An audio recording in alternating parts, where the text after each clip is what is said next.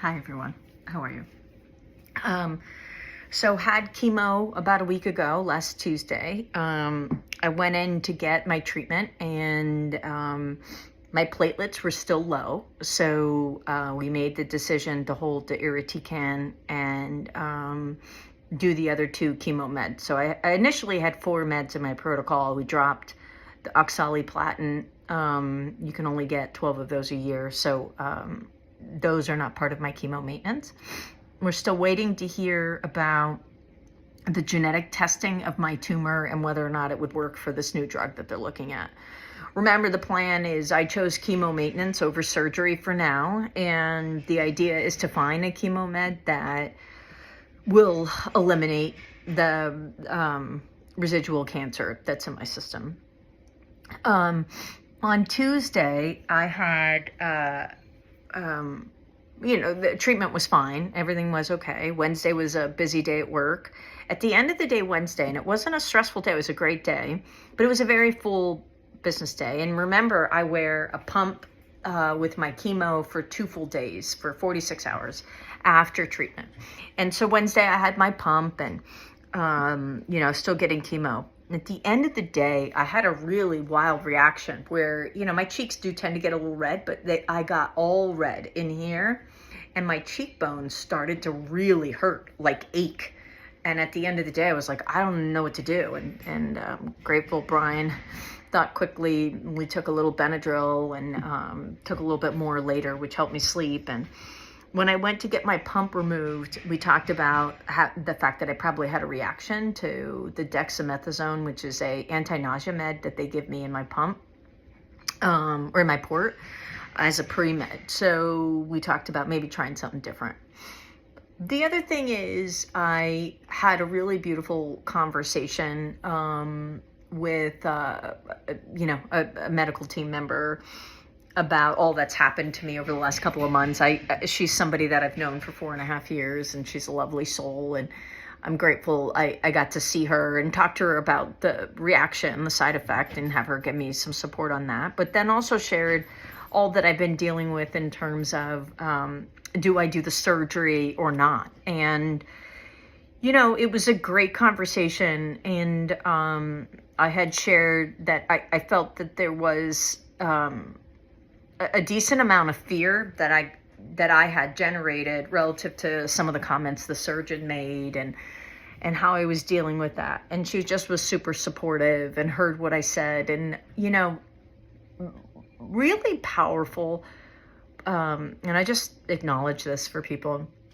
I saw this, most of the people that follow this, most of you follow me on Instagram, so you see my quote work. I do a lot of posting quotes, but I don't know. I find quotes like almost messages from the universe or God, or I don't know, like it's like the message I need to hear. So I'm really alert to it. But those messages, I saw one the other day, when you're going through these things, the power of someone acknowledging yourself and your thought.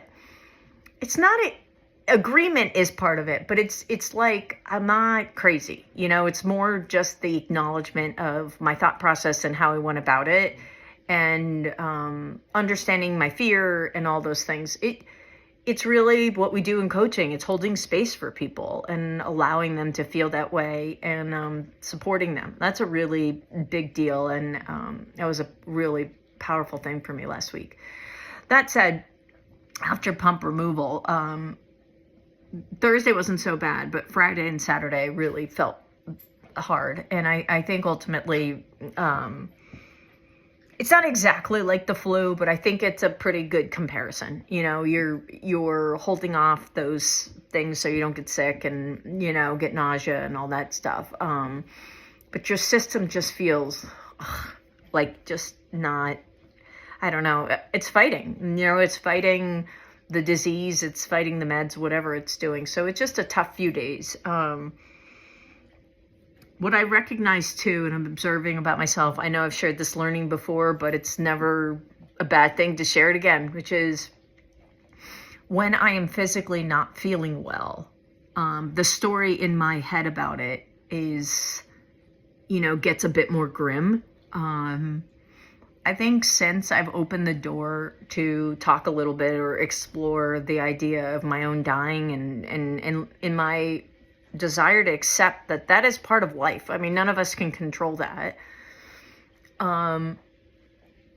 It's like a door that's just open now. And, I think I said on the podcast before, or well, the vlog, whatever, but on this before, like, it's almost like there's all these doors in a room, and behind one door is death, and I don't want to go in it. Yeah, I still want to go there.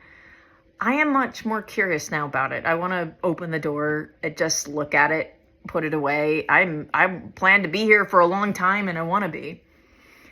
But it's really hard when your physical being is like in pain. And I think I've just gained a perspective, not the only perspective, of what humans that have chronic illness deal with. And I've been a predominantly healthy person most of my life.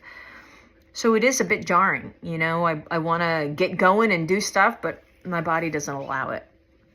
So just feeling all the feels the last couple days and allowing myself to do it. And, even just starting to explore what my fear is about dying and what could that be. It's important to keep doing that work. But I really wanted to talk to you guys. And actually, before I do, I just want to say this. As I was sharing this dynamic of like, the quote and the checking in and the support, like, just encourage all of you, when you feel something good about somebody, like, don't delay in sharing it with them. Share it with them right away. Just text them. I do this all the time. Like, hey, I'm thinking of you right now. It doesn't even have to be anything. I'm looking out the window and some person in my life pops to mind and I send them a text, or I'm missing you, or anything. And I think it's really important because in this current age, there's a lot of fear on the planet right now, and appropriately so, by the way. I'm not saying all of it's made up. I don't believe that's the case. At the same time, as human beings, we want to control. We want to manage it. We want to figure out a way to work through it. And I think one of the tactics that I wanted to share with you guys is to think about focus. Focus is something having been raised an athlete, it's not something that we, or it is something we talk about all the time. And we, what's the focus of this game, or what's the goal, or what are we trying to accomplish here? Like, even if it's just like, or how do we win this game? That's ultimately strategizing how we're going to compete. But focus is your choice. What you focus on grows, full stop, no doubt about it. That is the truth. So whatever you focus on grows. If you're afraid about, I don't know, a little bug in the corner of your room, the more you think of it, the bigger that bug gets, right? But there are some real things to be afraid of right now, right? And I think there is a lot from social media and media in general right now that I'm observing. There's a lot of blaming across the board, which at core is about fear. Whether it be World War III or the economy, or whether we annex Canada or Greenland or whatever, I don't know. People traveling, visas, like, it doesn't matter what it is. There's always going to be something that you can worry about, right? So there's no shortage of what that is. So how do you build a life that is about living and being happy and engaging with the world when all that is going on? And I propose to you the way to do that is with focus. So let's take this week as an example. It's Monday. Let's think of a word like kindness. And what I would like you to do for this week, if you're open to it, obviously, I won't know either way, but feel free to give me feedback. But why not spend this week thinking about kindness? Just in general, like, where could you have more of it? Where is it being done right now? What do you, is there enough of it? Do you want to do more of it? Whatever. It's like, like just hold the concept in your mind versus make that your main idea for the week, or love, or partnership. I'm just offering kindness because I think it's a really powerful word. And when I think of kindness, I don't think of niceness, like my job is to be nice to you, just always be nice. Kindness comes from the way I define it, comes from like a deeper well of love and respect for somebody. When what I want for you is the best that you can have for yourself. And that may require me giving you tough feedback. That may require me, holding a boundary. But because I believe that you have the strength to do what you're here to do, and I believe in you. So kindness has this deep well of love in it. And I would encourage you in this time of fear to find a concept that creates more love and more focus. And once you're focused on that, I think it's interesting to observe how the rest of the world shifts in result to your new focus. And I'm not suggesting stop worrying, because there's just way too much going on to say you're going to get worry down to zero. But give yourself a shot to have some happiness and have some fun and have some lightheartedness just in the middle of all this intense stuff.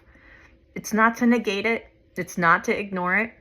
But, they say, one of the surgeons or oncologists said this to me, I can't remember who, but when you're talking about cancer, give it 10 minutes a day, 20 minutes tops, and then put it away. You can't solve for it. There's not much else you can do except the treatment. And I would just propose that when you can do something, you do it. If you can't do it or you don't know what to do in the meantime, focus. Focus on something that makes you feel good. We're finishing the house, so maybe doing some creative interior design stuff could be good, or physical, going for a walk, or having a coaching session with somebody. I don't care. It doesn't matter what it is, but remember, whatever you focus on grows. And it's important, there's that Native American saying that speaks of it, like with the two wolves, the bad wolf and the good wolf, and which one will you feed? It's a similar thing. I don't think fear and love have to be polarities of each other and opposites. They are very different and distinct in how we feel, but they are both very big parts of being human. And I think the goal is not to eliminate fear. Fear is your triggers, those fears you have, all that stuff is there to tell you something. Look at it, understand what it's trying to do, or explore it. What is it trying to tell you? Right now, in this day and age, I think the best thing we can do is create the life we want to have for ourselves in the best way we can. So, I know for me, this plays a big role on the cancer front because, the last 3 days, I spent last 3 days thinking about my own death. And I don't recommend that per se. It doesn't feel good. But, it is really powerful because if I really do honor every moment, my life will be better versus waiting for when is this going to be done? Let's just get to the end and whatever. No, the journey is everything. That's what we're here for. We're here to learn. You're here to learn. On this planet right now, we're here to learn. And we will help each other get through this. I'm here for all of you. Reach out if you need me. But know you have the power and empowerment. You have the ability to empower yourself to live a more loving life every day. You can do it. So hope that resonates with all of you. And thank you for all the love and support. Big shout out to my friend Sue for giving me a call yesterday out of the blue. Made my week. We haven't talked in quite some time. And thank you, Sue, for being so loving and supportive and such a great friend.